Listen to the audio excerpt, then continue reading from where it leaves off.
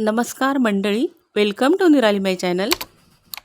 मंडळी, श्री दुर्गा सप्तशती पाठाचा 5वा अध्याय आपण श्रवण करणार आहोत. श्री गणेशाय नमः. श्री दुर्गायै नमः. देवांकडून देवीची स्तुती, चंडमुंडांकडून अंबिकेच्या रूपाची प्रशंसा ऐकून शुंभ तिच्याकडे दूत पाठवतो आणि तो दूत निराश होऊन परत फिरतो. ओम. या उत्तर चरित्राचा रुद्र हा ऋषी आहे, महासरस्वती ही देवता आहे, अनुष्टुप हा छंद आहे, भीमा ही शक्ती आहे, भ्रामरी हे बीज आहे, सूर्य हे तत्व आहे आणि सामवेद हे स्वरूप आहे. श्री महासरस्वतीची कृपा व्हावी म्हणून तिच्या प्रीत्यर्थ उत्तर चरित्राचा जप पाठ करताना याचा विनियोग करावा. जी आपल्या करकमलांमध्ये घंटा, शूल, नांगर, शंख, मुसळ, चक्र, धनुष्य आणि बाण धारण करते, जिची कांती शरद ऋतूतील चंद्राप्रमाणे तेजस्वी आणि मनोहर आहे, जी त्रैलोक्याचा आधार आहे, जिने शुंभादी दैत्यांचा नाश केला आहे, जी महापूर्वा सर्वांच्या आधीची आहे आणि जी गौरीच्या शरीरातून प्रगट झाली आहे, त्या सरस्वतीला मी मनपूर्वक भजतो. ओम क्लीम ऋषी म्हणाले. प्राचीन काळी शुंभ आणि निशुंभ या दोन दैत्यांनी आपल्या बलाने इंद्राचे त्रैलोक्याचे राज्य आणि यज्ञभाग हरण केले. ते दोघेच सूर्य, चंद्र, कुबेर, यम आणि वरुण यांचे अधिकार कार्य चालवू लागले. पवनाचे आणि अग्नीचे कार्यही ते स्वतःच करू लागले. त्यांनी देवांना पराजित, अपमानित आणि राज्यभ्रष्ट करून स्वर्गातून हाकलून दिले. तेव्हा त्या महादैत्यांनी अधिकार हरण करून हाकलून दिलेले सर्व देव अपराजिता देवीचे स्मरण करू लागले. ते सर्व देव, तुम्ही संकटात माझे स्मरण केलेत तर मी तुमची मोठी संकटे तात्काळ दूर करीन, असा त्या देवीने आपल्याला वर दिला आहे, असा मनोमन विचार करून गिरिराज हिमालयावर गेले आणि तेथे भगवती विष्णू मायेची स्तुती करू लागले. देव म्हणाले, देवीला नमस्कार असो.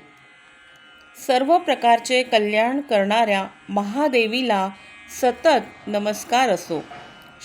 शुभ अशा प्रकृतीला नमस्कार.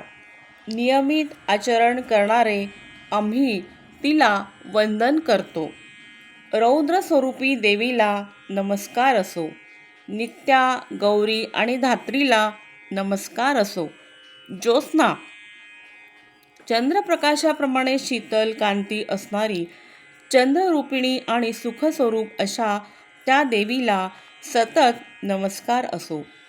शरणागतांचे कल्याण करणारी, वृद्धी आणि सिद्धिरूप अशा त्या देवीला नमस्कार.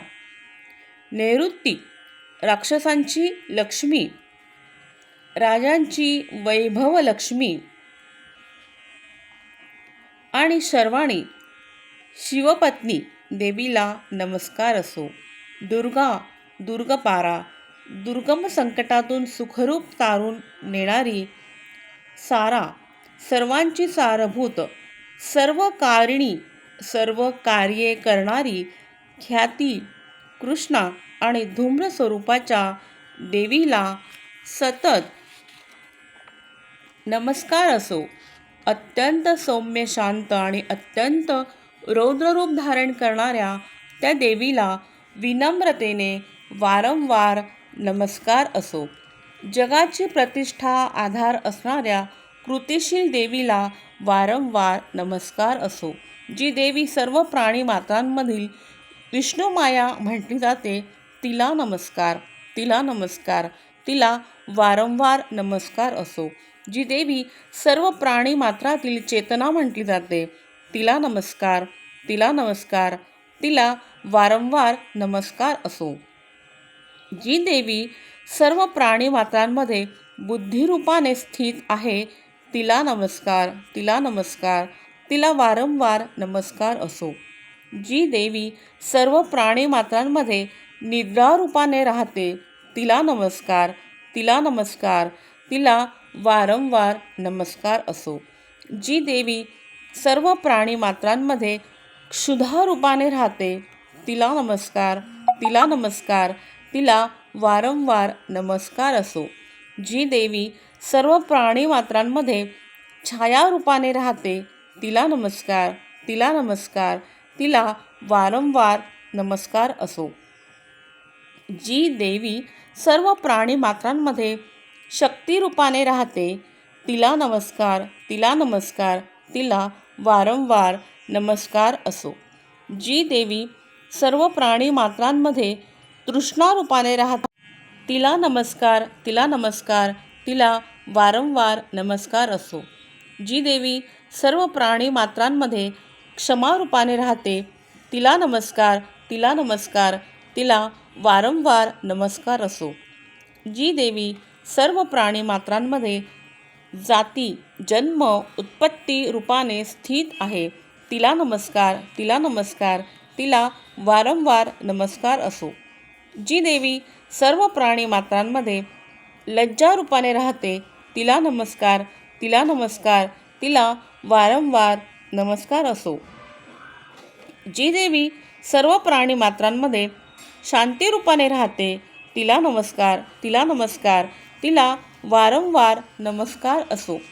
जी देवी सर्व प्राणी मात्रांमध्ये श्रद्धारूपाने राहते, तिला नमस्कार, तिला नमस्कार, तिला वारंवार नमस्कार असो. जी देवी सर्व प्राणी मात्रांमध्ये कांती, तेज, शोभा रूपाने राहते, तिला नमस्कार, तिला नमस्कार, तिला वारंवार नमस्कार असो. जी देवी सर्व प्राणी मात्रांमध्ये लक्ष्मी रूपाने राहते, तिला नमस्कार, तिला नमस्कार, तिला वारंवार नमस्कार असो. जी देवी सर्व प्राणी मात्रात वृत्तीरूपाने राहते, तिला नमस्कार, तिला नमस्कार, तिला वारंवार नमस्कार असो. जी देवी सर्व प्राणी मात्रात स्मृतीरूपाने राहते, तिला नमस्कार, तिला नमस्कार, तिला वारंवार नमस्कार असो. जी देवी सर्व प्राणी मात्रात दयारूपाने राहते, तिला नमस्कार, तिला नमस्कार, तिला वारंवार नमस्कार असो. जी देवी सर्व प्राणी मात्रात तृष्टीच्या संतोष, समाधान रूपात राहते, तिला नमस्कार, तिला नमस्कार, तिला वारंवार नमस्कार असो. जी देवी सर्व प्राणी मात्रात माता रूपाने राहते, तिला नमस्कार, तिला नमस्कार, तिला वारंवार नमस्कार असो. जी देवी सर्व प्राणी मात्रात भ्रांती रूपाने राहते, तिला नमस्कार, तिला नमस्कार, तिला वारंवार नमस्कार असो. जी सर्व प्राणी मात्रांच्या इंद्रियांची अधिष्ठात्री देवी आहे आणि जी सर्व प्राणी मात्रांमध्ये सतत व्यापून राहिली आहे, त्या व्याप्ती देवीला वारंवार नमस्कार असो. जी चित्तीरूपाने चैतन्य वा जाणीव रूपाने सर्व जगाला व्यापून राहिली आहे, तिला, त्या देवीला नमस्कार, तिला नमस्कार, तिला वारंवार नमस्कार असो. प्राचीन काळी आपले अभिष्ट कार्य झाले म्हणून देवांनी जिची स्तुती केली, तसेच देवराज इंद्राने पुष्कळ दिवस जिची सेवा केली, ती कल्याणकर्ती ईश्वरी देवी आमचे सर्व शुभ आणि मंगल करो. त्याप्रमाणे आमची सर्व संकटे दूर करो. या समयी उन्मत्त दैत्यांकडून छळले गेलेले आम्ही सर्व देव ज्या परमेश्वरीला वंदन करीत आहोत, तसेच जी भक्तीने विनम्र झालेल्या पुरुषांनी स्मरण करताच त्यांच्या सर्व संकटांचा तत्काळ नाश करते, ती देवी आमचे संकट दूर करो. ऋषी म्हणाले, हे राजा, याप्रमाणे सर्व दैत्य त्या परमेश्वरीची स्तुती करीत असताना गंगेत स्नान करण्यासाठी देवी पार्वती तेथे आली आणि सुंदर भिवया असणाऱ्या त्या भगवतीने देवांना विचारले, तुम्ही येथे कोणाची स्तुती करीत आहात? तेव्हा तिच्याच शरीरकोशातून प्रगट झालेली शिवा देवी म्हणाली, शुंभ दैत्याने पळवून लावलेले आणि युद्धात निशुंभ दैत्याने पराजित केलेले हे सर्व देव येथे जमून माझी स्तुती करीत आहेत. ती अंबिका पार्वतीच्या शरीरकोशातून प्रगट झाली म्हणून सर्व लोकांमध्ये तिला कौशिकी म्हटले जाते. कौशिकी प्रकट झाल्यानंतर पार्वतीचे शरीरही कृष्णवर्ण झाले म्हणून हिमालयाच्या आश्रयाने राहणाऱ्या तिला कालिका हे नाव प्राप्त झाले. त्यानंतर शुंभ आणि निशुंभ यांचे सेवक चंड आणि मुंड तेथे आले आणि त्यांनी अत्यंत मनोहर रूप धारण करणाऱ्या त्या अंबिकेला पाहिले. मग ते शुंभाकडे जाऊन म्हणाले, महाराज, एक अतिशय सुंदर स्त्री आहे. ती आपल्या दिव्य कांतीने जणू हिमालयाला प्रकाशित करीत आहे. हे असुरेश्वरा, तिच्यासारखे उत्तम देखणे रूप कोणी कोठेही पाहिले नसेल. तरी ती कोण आहे ते जाणून घेऊन तिचा स्वीकार करावा. स्त्रियांमध्ये ती जणू एक रत्नच आहे. तिचे सर्व अवयव अत्यंत सुंदर असून ती आपल्या तेजाने सर्व दिशा उजळून टाकीत आहे. हे दैत्यराज, ती अजूनही तेथेच हिमालयावर असून आपण तिला पाहिले पाहिजे. हे प्रभो, सध्या त्रैलोक्यातील मणी, अश्व, गज आदी सर्व उत्तमोत्तम रत्ने तुमच्या घरात शोभत आहेत. तुम्ही इंद्राकडून हत्तींमध्ये रत्नच असा ऐरावत हा पारिजात वृक्ष, तसाच उच्चैःश्रवा अश्वही आणलात. तुमच्या अंगणात हे हंस जोडलेले विमान आहे, तेही एक रत्नच होय. हे अद्भुत विमान पूर्वी ब्रह्मदेवाकडे होते. तुम्ही महापद्म नामक निधी कुबेराकडून जिंकून आणलात, तर सागराने तुम्हाला किंजली नावाची केसरांनी सुशोभित अशी कधीही न कोमेजणाऱ्या कमळांची माला दिली आहे. सोन्याचा वर्षाव करणारे वरुणाचे छत्र तुमच्या घरात आहे. त्याप्रमाणे प्रजापतीचा हा श्रेष्ठ रथही आता तुमच्याच ताब्यात आहे. हे दैत्यराज, मृत्यूची, यमाची, उत्क्रांतीदा नामक शक्ती तुम्ही हरण करून आणलीत आणि वरुणाचा पाश तुमच्या भावापाशी आहे. याच निशुंभापाशी समुद्रातून मिळणारी सर्व प्रकारची रत्नेही आहेत. हे दैत्यराज, अग्नीनेही तुम्हाला अग्निशुद्ध, स्वतः शुद्ध केलेली अशी 2 वस्त्रे दिली आहेत. अशा प्रकारे तुम्ही त्रैलोक्यातील सर्व उत्तमोत्तम रत्ने प्राप्त केली आहेत. मग हे कल्याणकारी श्रीरत्न तुम्ही का प्राप्त करून घेत नाही? ऋषी म्हणाले, हे राजा, चंडमुंडाचे ते बोलणे ऐकून शुंभाने सुग्रीव नावाच्या एका महादैत्याला त्या देवीकडे आपला दूत म्हणून पाठविले आणि त्याला म्हणाला, तू तेथे देवीपाशी जाऊन माझ्या सूचनेनुसार या गोष्टी सांग आणि असे काही कर की जेणेकरून ती प्रसन्न होऊन प्रेमाने लवकर येथे येईल. तेव्हा तो दूत अतिशय रमणीय अशा त्या सुंदर पर्वतापाशी गेला आणि तेथे असलेल्या देवीला उद्देशून मृदू मधुर वाणीत बोलू लागला. दूत म्हणाला, हे देवी, सध्या दैत्यराज शुंभ हेच त्रैलोक्याचे परमेश्वर असून त्यांनीच मला दूत म्हणून तुझ्याकडे पाठविले असल्यामुळे मी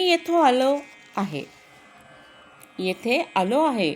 सर्व देव त्यांची आज्ञा मानतात आणि कोणीही तिचे उल्लंघन करीत नाही. त्यांनी दैत्यांच्या सर्व शत्रूंना जिंकले असून त्यांचा तुझ्यासाठी जो संदेश आहे तो तू ऐक. सर्व त्रैलोक्य माझ्या अधिपत्याखाली आहे. देवही माझ्या अधीन आहेत. सर्व यज्ञांचे वेगवेगळे हविर्भाग मीच ग्रहण करतो. त्रैलोक्यातील सर्व श्रेष्ठ रत्ने माझ्या ताब्यात आहेत. इंद्राचे वाहन असलेला असा श्रेष्ठ गज ऐरावतही मी आणला आहे. क्षीरसागराच्या मंथनातून प्रगट झालेले उच्चैःश्रवा नामक अद्भुत अश्वरत्नही देवांनी मला नमनपूर्वक अर्पण केले आहे. हे सुंदरी, याशिवाय देव, गंधर्व आणि नागांपाशी ज्या काही रत्नासमान श्रेष्ठ वस्तू होत्या त्या सर्व आता माझ्यापाशी आहेत. हे देवी, आम्ही तुला जगातील स्त्रियांमधील श्रेष्ठ श्रीरत्न मानतो, म्हणून तू आमच्याकडे ये, कारण आम्ही रत्नांचे भोगते आहोत. हे चंचल नेत्रे सुंदरी, तू साक्षात रत्नस्वरूप आहेस, म्हणून माझे तुला असे सांगणे आहे की तू मला किंवा माझा महापराक्रमी धाकटा बंधू निशुंभ याला वर. मला वरल्याने तू अतुलनीय महान ऐश्वर प्राप्त करशील. याचा बुद्धिपूर्वक नीट विचार करून माझ्याशी विवाह कर. ऋषी म्हणाले, हे राजा, दूताने शुंभाविषयी असे सांगितल्यावर जगाला धारण करणारी ती कल्याणमयी दुर्गा भगवती गंभीरपणे मनोमन हसून म्हणाली. देवी म्हणाली, हे दूता, तू शुंभ हा त्रैलोक्याचा स्वामी आहे आणि निशुंभही त्याच्यासारखाच महापराक्रमी आहे. हे जे बोललास ते सर्व सत्यच आहे, त्यात किंचितही असत्य नाही. परंतु याविषयी मी जी प्रतिज्ञा केली आहे ती कशी खोटी करू? मी माझ्या अल्पबुद्धीने यापूर्वीच एक प्रतिज्ञा केली आहे, ती ऐक. जो मला संग्रामात युद्धात जिंकील, जो माझा स्वतःच्या पराक्रमाविषयी असलेला अभिमान हरण करील आणि जो या जगात माझ्या इतकाच बलवान असेल, तोच माझा पती होईल, अशी ती प्रतिज्ञा आहे.